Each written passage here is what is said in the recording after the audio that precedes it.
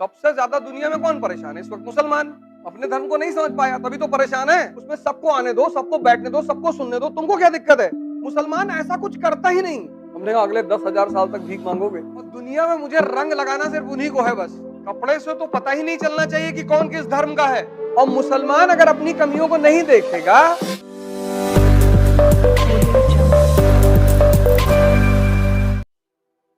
एक आदमी होता है ना, मार खाता है तो उसको लगता है कि कोई तो कमी होगी हमारी, कोई गलती होगी। एक आदमी होता है उसको मारते रहो उसको पता ही नहीं चलता। दुनिया का एक देश है जापान, 1853 में गुलाम हुआ और 1867 में मॉडर्न जापान बन गया। 14 साल। जागरूक जनमानस, जागरूक। हमसे कहां गलती हो रही है यार? हम क्या गलत कर रहे हैं? हम क्यों पिछड़े हुए हैं? हम क्यों परेशान हैं? समझदार जो लोग होते हैं, समझदार, वो अपनी कमियां बताते हैं और दूसरे की तारीफ करते हैं। और मूर्ख जो लोग होते हैं वो अपनी तारीफ करते हैं और दूसरों की कमियां बताते हैं।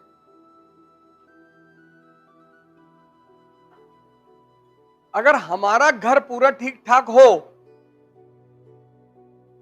हमारे घर में कमियां नहीं है, हिंदू धर्म में कमियां नहीं है, और मुसलमान अगर अपनी कमियों को नहीं देखेगा तो उसका आज तो बुरा हाल है ही है।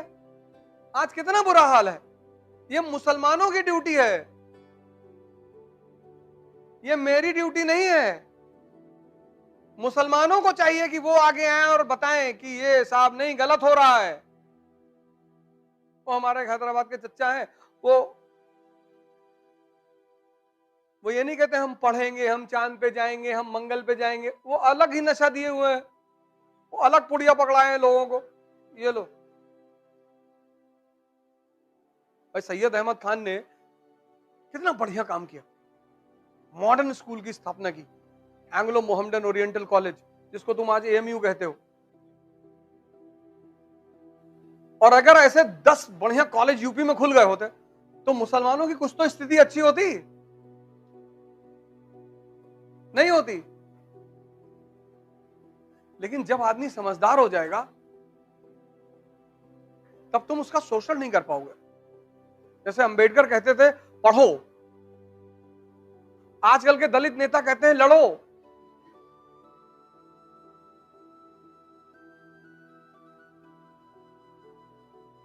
अंबेडकर को तो नहीं लड़ना पड़ा क्योंकि इतने नॉलेजेबल थे, जहां खड़े होते थे बोलने लगते थे, सामने वाला खुद ही पैर छू लेता था भैया।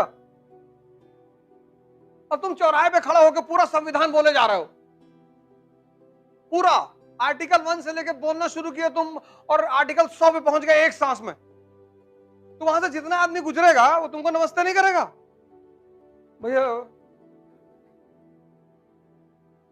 तभी तो उस आदमी ने कहा था कि शिक्षा शेरनी का दूध है। जब तुम लड़ोगे तो पढ़ोगे कहां से?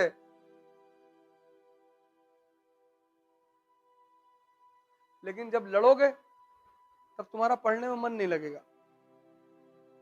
कहते हैं किसी को बर्बाद करना है तो उसको नफरत सिखा दो। हिंदुस्तान में भी तो यही तो दिक्कत है ना। यहां सिख रहते हैं, ईसाई रहते हैं, उनको कोई दिक्कत नहीं है। यहां सिख नहीं रहते, वो माइनॉरिटी में नहीं है। ईसाई नहीं रहते हैं, सब रहते हैं यहां पे। जब तुम किसी दूसरे से दिशा निर्देश लोगे तब तुम्हें दिक्कत होगी। इस देश में कपड़े से तो पता ही नहीं चलना चाहिए कि कौन किस धर्म का है, क्योंकि कपड़ा किस पे डिपेंड करता है? ज्योग्राफी पे। अब सऊदी अरेबिया में अगर तुम ओल्ड मॉन्ग पियोगे तो तुम डेड मॉन्ग हो जाओगे। टेम्परेचर है 50 डिग्री सेल्सियस। कल मैंने तुमको बताया कल्चर डिपेंड्स अपॉन ज्योग्राफी।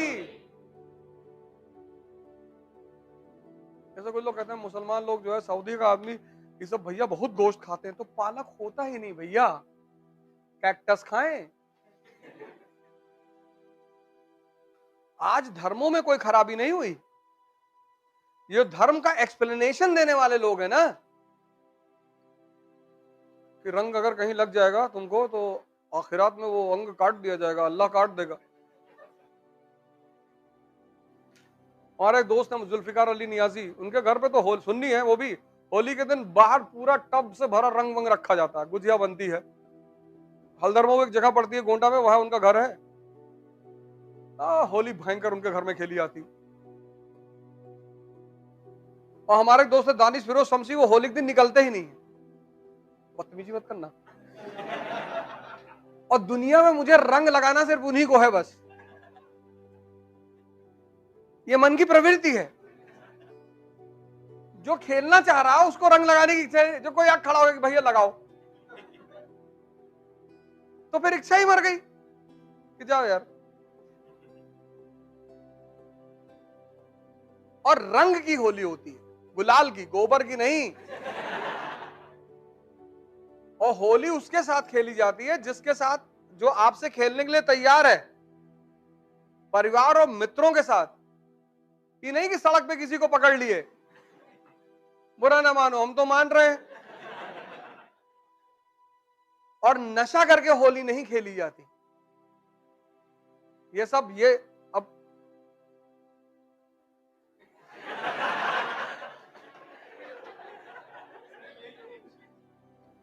अब मैंने इतनी वीडियो बनाई, राम पे बनाई, कृष्ण पे बनाई, गीता पे बनाई, उसको किसी ने नहीं देखा। मैंने इस्लाम की तारीफ कर दी।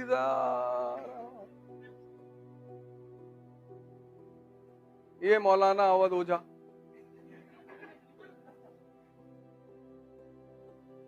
जिसकी मुसलमान अपने धर्म को नहीं समझ पाया, तभी तो परेशान है, तभी तो प्री नहीं निकल रहा उसका। सबसे ज्यादा दुनिया में कौन परेशान है इस वक्त? मुसलमान। ना तो अपने धर्म को समझा और न समझा पा रहा है। हिंदुओं में भागवत कथा होती है तो किसी को कथा में आने से मना करते हैं? कोई भी आए बैठे सुने